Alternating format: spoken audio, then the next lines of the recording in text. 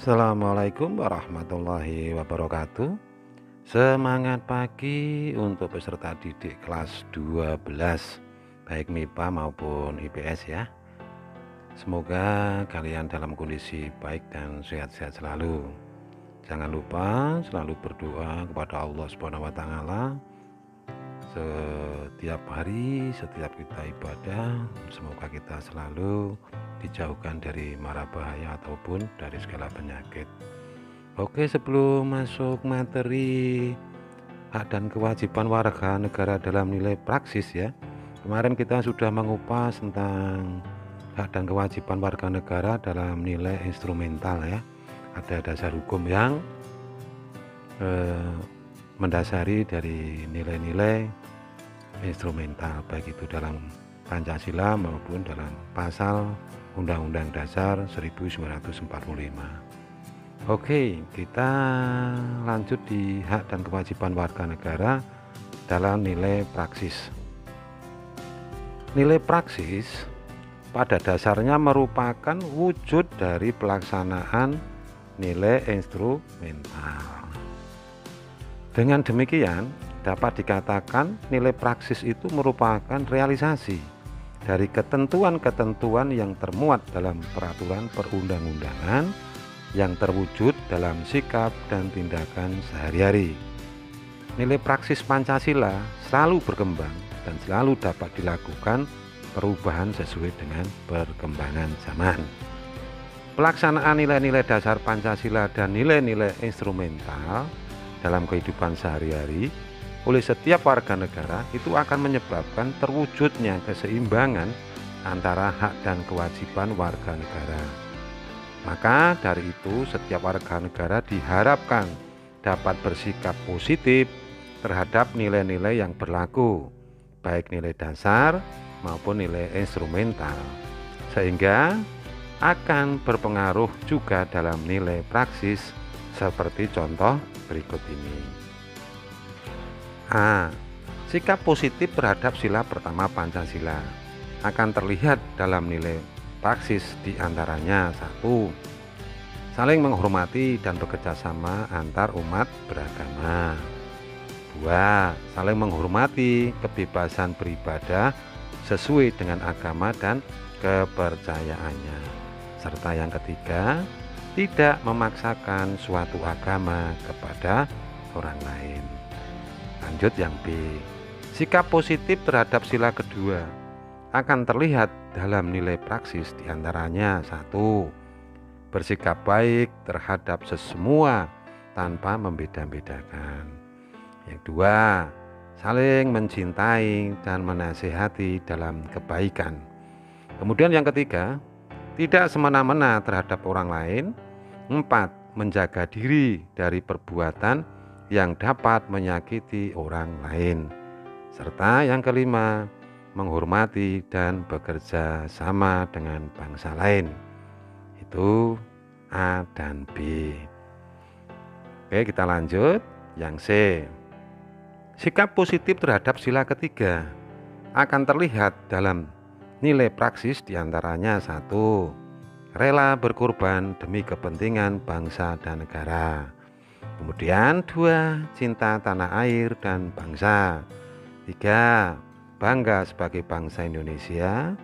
4. Memajukan pergaulan demi persatuan dan kesatuan bangsa.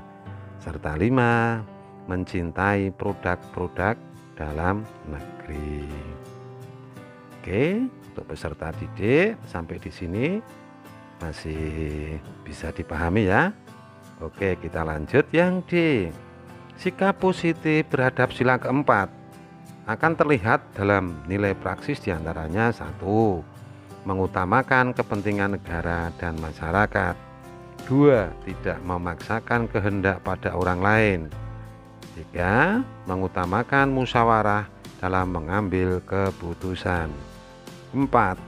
Mempertanggungjawabkan setiap keputusan secara moral terhadap Tuhan Yang Maha Esa. Serta 5. Menerima dan melaksanakan setiap keputusan musyawarah. Lanjut yang E. Sikap positif terhadap sila kelima akan terlihat dalam nilai praksis diantaranya: 1. Menjaga keseimbangan antara hak dan kewajiban. 2. Menghormati hak-hak orang lain. 3. Suka memberi pertolongan kepada orang lain. 4. Menjauhi sikap pemerasan kepada orang lain. 5. Menjauhi sifat boros dan gaya hidup mewah. 6. Rela bekerja keras serta menghargai hasil karya orang lain. Itu adalah beberapa contoh sikap positif terhadap beberapa sila atau kelima sila dari Pancasila. Baik, sampai di sini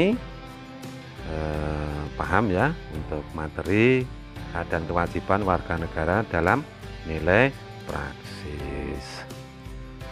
Nanti di Google Form saya atau di Office 365 saya nanti ada beberapa yang harus kalian kerjakan atau kalian lakukan, yaitu kaitannya tentang materi hari ini atau sesi ini.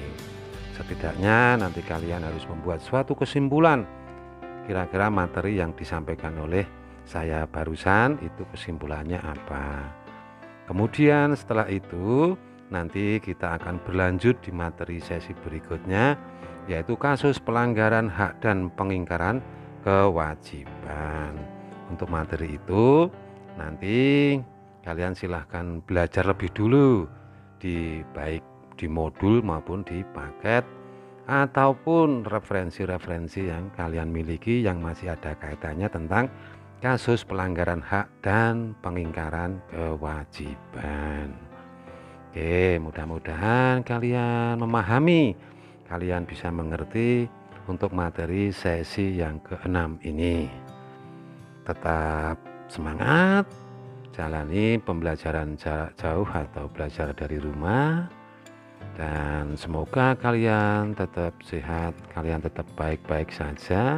Ikuti himbauan pemerintah, prokes ya, 5M. Jangan lupa selalu bermasker ketika kalian bertemu orang atau sedang berada di luar rumah.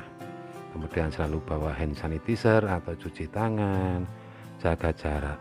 Itu yang perlu kalian lakukan. Tetap berdoa semoga pandemi ini segera berakhir dari bumi Indonesia dan kita bisa kembali normal, kita bisa mengikuti pembelajaran tatap muka. Demikian, kurang lebihnya mohon maaf. Assalamualaikum warahmatullahi wabarakatuh.